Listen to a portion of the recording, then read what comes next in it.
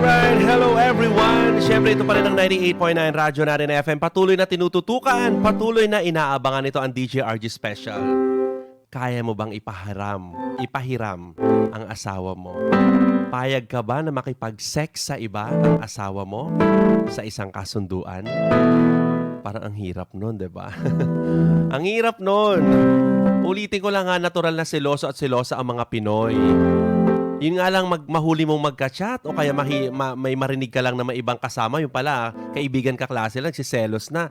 Paano pa yung ipapagamit mo sa iba yung asawa mo? So guys, kailangan ng mahigpit na patnubay ng magulang sa ating babasahing kwento maya-maya. Anyway, shoutout kay Nanay Eva Galario, Tatay Romeo Galario at sa mga anak niya dyan sa San Mariano, Sampaguita 3 at lahat ng Galario family coming from Kuya Renan. Salamat po, kaibigan.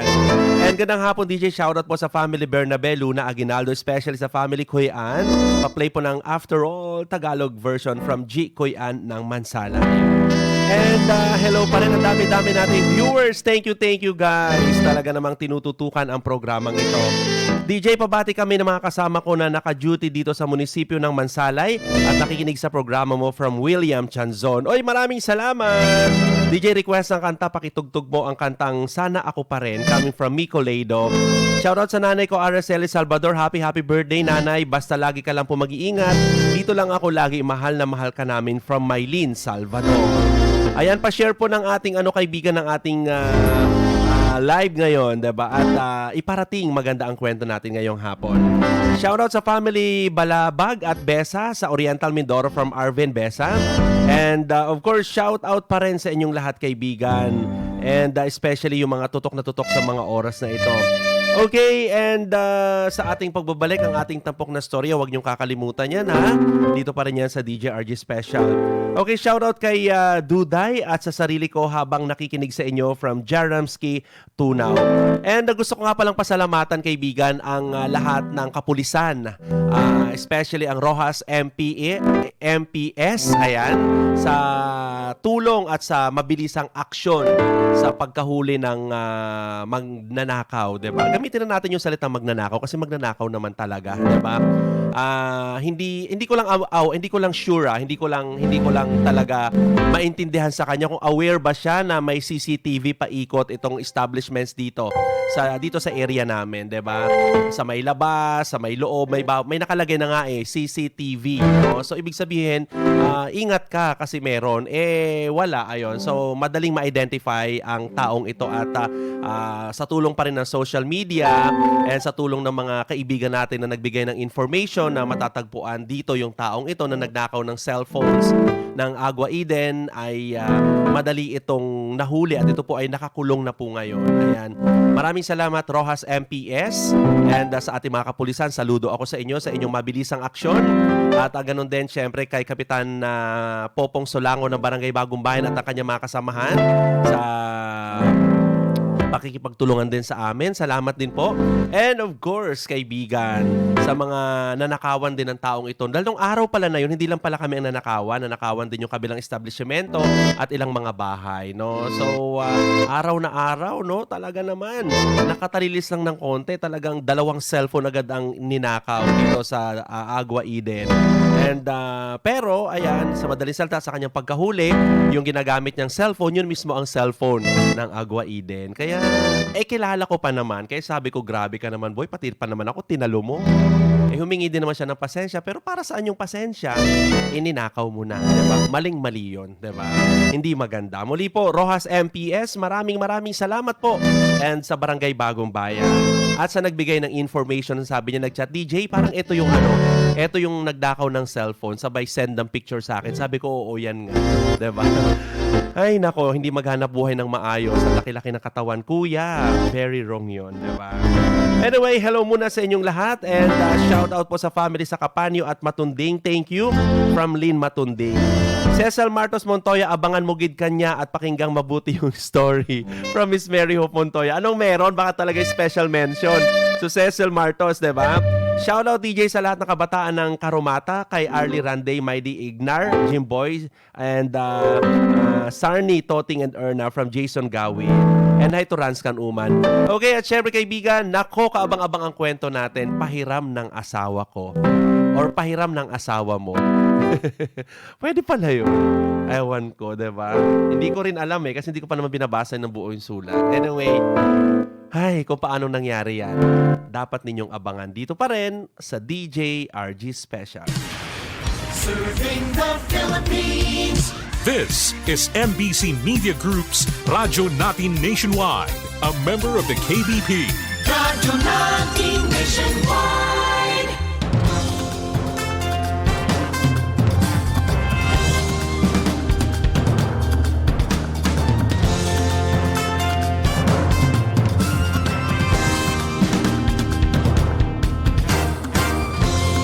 Over the nation, we're here for you. Friendly companion wherever you are. Giving the latest news and playing the best music that you love. More than 100 stations nationwide, broadcasting live. We are the biggest FM radio network. Radyo Natin. Your friendly radio. Reaching the entire archipelago. Radyo Natin. Your friendly radio. Your radio. Radyo Natin. Your friendly radio. Reaching the entire archipelago. Radyo Natin. Your friendly radio. Radyo natin. DJ RG Special. Pakinggan dito sa radyo natin. DJ RG Special. DJ RG Special. DJ RG Special. Erase ka na sa puso ko. Wala ka nang buwan sa buhay ko. Paalam na sa'yo. DJ RG Special. Okay, muli po isang magandang hapon sa inyong lahat. Kasama natin ang ating regular programming sponsors, Miss Mary Hope Montoya. Thank you very much, Ate Joy Compas ng Jerusalem.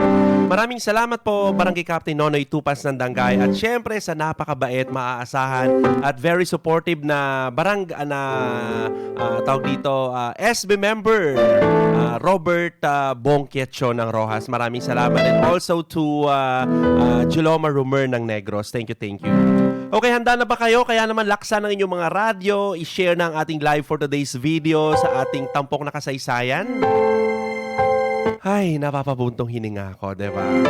Tsak nakapupulutan natin ng aral ang kwentong ito. Dito pa rin sa DJ RG Special.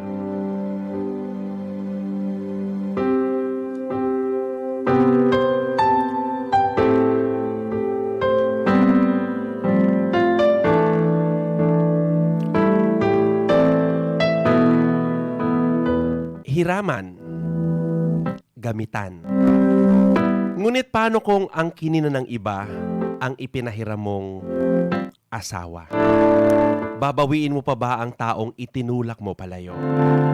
Ito ang kakatuwang kwentong tampok ngayong hapon sa nag-iisang radio drama anthology na patuloy na namamayagpag at umaantig sa puso ng mga tagapakinig. Ang programa nagbibigay daan na maisan papawid ang mga kasaysayan ng buhay, ang kwento ng buhay ng kaibigan mo, klase mo, kapitbahay mo o mismong kwento ng buhay pag-ibig mo. Dito pa rin sa DJ RG Special.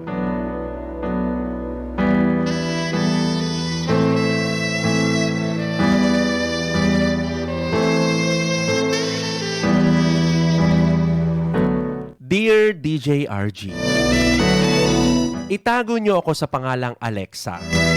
23 years old, may 2 anak sa live-in partner ko at itago natin sa pangalang Jerome. Pareho kaming senior high school graduate ni Jerome. Hindi na nakapag-aral ng kolehiyo dahil maaga kaming nagkapamilya. Pareho kaming panganay at inaasahan ng aming mga pamilya, pero ganun siguro talaga, madidiskaril ka sa mga maling desisyon sa buhay. DJ, kung ilalarawan ko ang buhay namin mula nang nagsama kami ni Jerome, at sinuway ang mga magulang namin, literal na isang kahig, isang tuka kami. Wala kaming trabaho at umaasa lang sa tulong ng mga kaibigan at ilang kamag-anak. Ni pangkain sa araw-araw halos ipanlimos na namin. Mag-6 na buwan na akong buntis sa panganay namin nang nakahanap ng trabaho si Jerome. Nangupahan kami sa boarding house na halos hindi rin kami nagkasyang dalawa. Pero dahil kailangan naming panindigan ang pagsasama namin at ang kinabukasan na magiging anak namin, kailangan naming magtiis.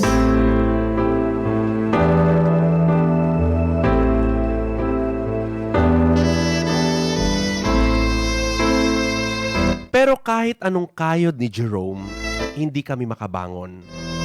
Ni hindi namin alam paano ko itatawid ang panganganak ko. Hanggang sa nakilala ko ang may-ari ng isang beauty shop na pinagtatrabahuan ng aking pinsan. Tawagin na lang natin siya sa pangalang Jasmine.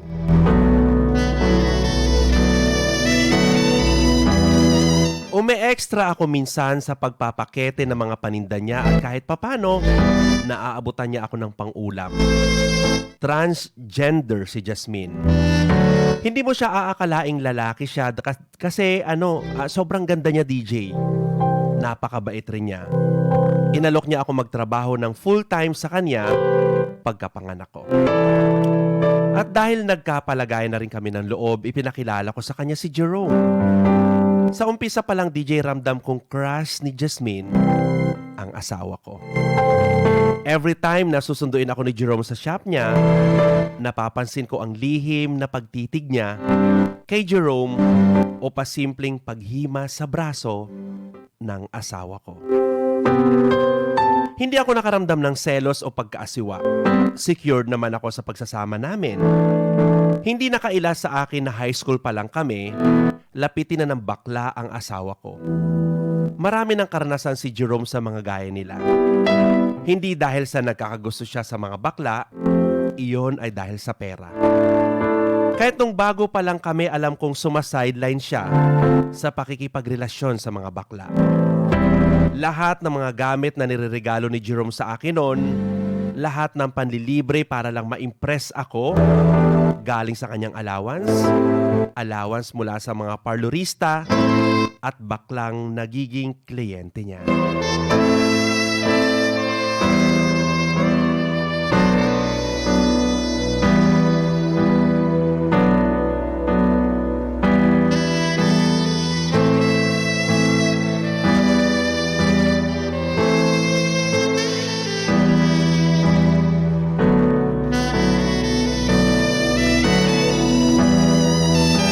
Naging open-minded na ako sa ganung bagay dahil na rin ang sitwasyon.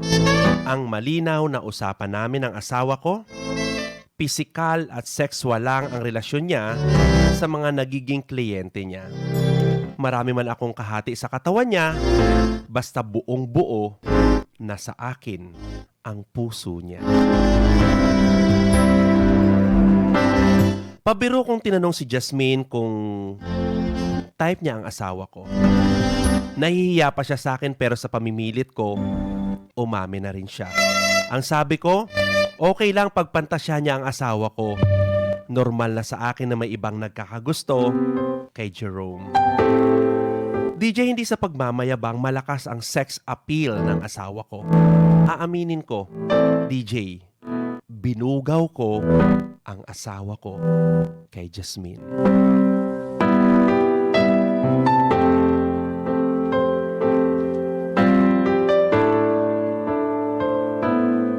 Gipit na gipit kami that time at hindi ko alam kung saan hahagilap ng pera sa panganganak ko. Nagkasundo kami ni Jasmine. Pera kapalit ng isang gabi, kapiling ang asawa ko.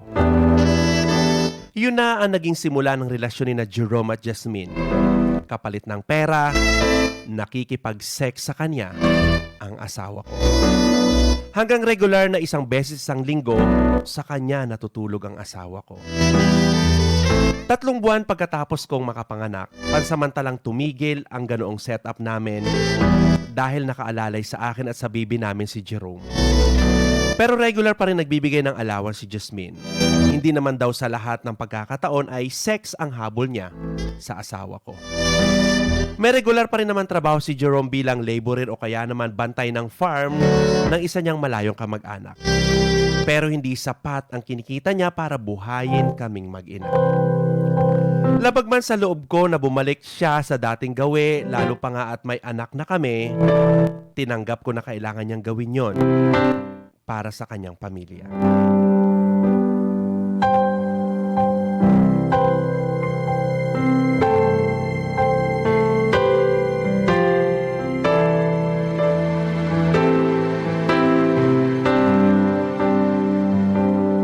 Sabado ng hapon, umuuwi si Jerome kay Jasmine.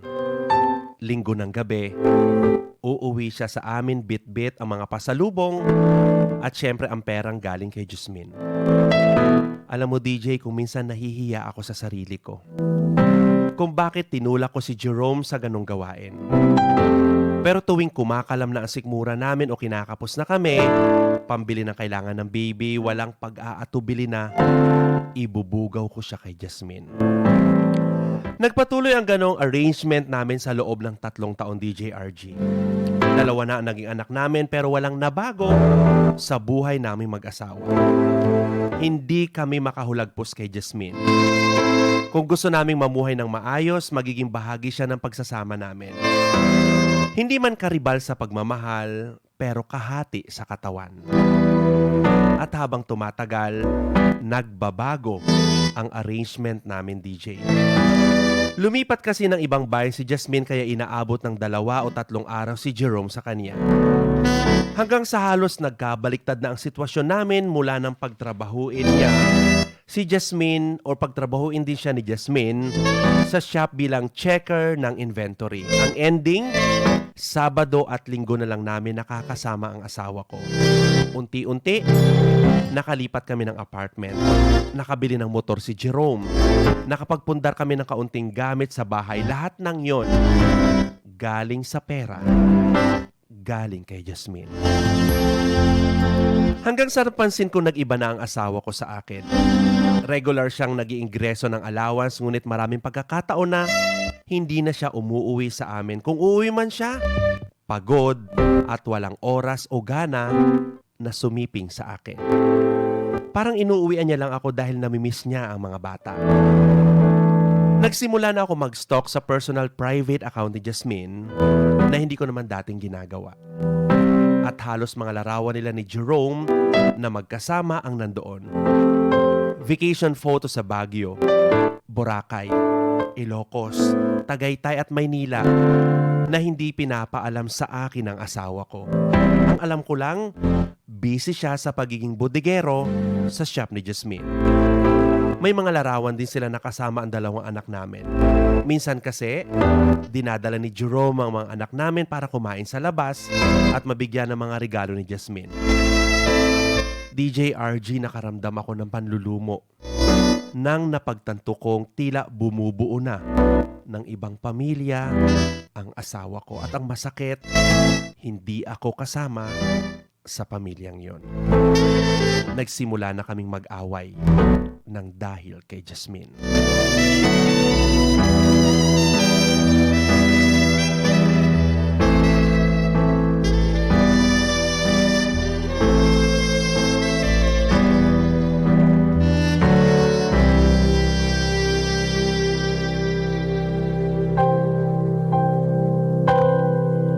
Pinag-resign ko kasi siya sa shop. Nakiusap rin ako na itigil niya na ang relasyon nilang 2. Kakayanin na rin siguro namin DJ nang hindi nakadepende kay Jasmine. Pero ayaw ni Jerome.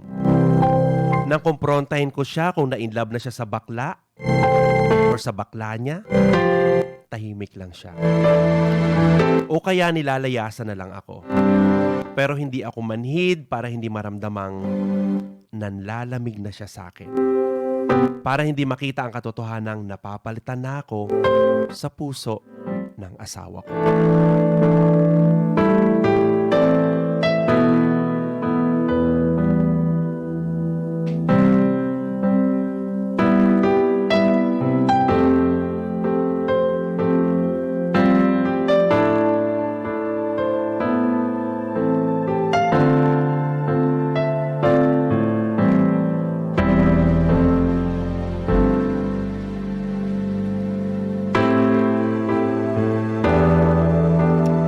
Hindi na lang sex at allowance ang nag-uugnay sa kanilang dalawa.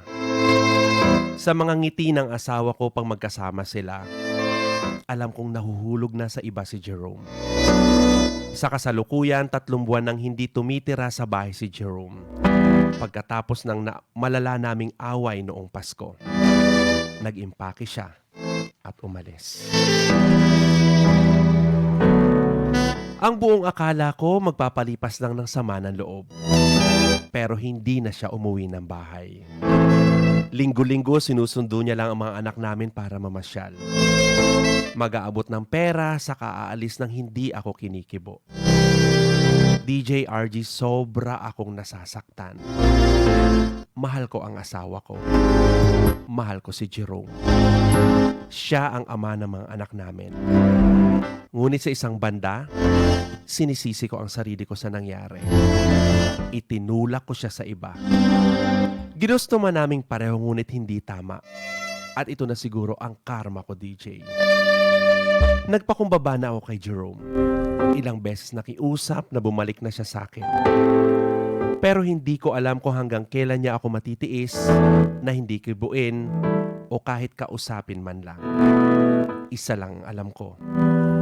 Unti-unti na siyang nawawala sa akin. Unti-unti nang nawawala pati pagmamahal ng asawa ko sa akin. It's only a matter of time na ako na ang manlilimos ng oras sa asawa ko. Ako na ang makikiusap kay Jasmine kung pwedeng hiramin ko ang asawa ko. Kahit isang gabi lang. Hirap na hirap ang kalooban ko, DJ. Tila sasabog na sa sama ng loob ang dibdib ko. Ano nga ba ang dapat kong gawin? O kung may magagawa pa ba ako para bumalik ang asawang ipinahiram ko, ngunit inangkina ng iba. Hanggang dito na lang, DJ, at maraming salamat sa pag-feature ng aking kwento. Lubos na gumagalang, Alexa. Pahiram ng asawa mo. Well guys, kakatuwang kwento, no? Pero kwento ni Alexa yan. O baka naman naging kwento mo rin. Baka lang, ha? Muli po ito ang DJ RG Special. Magandang hapon.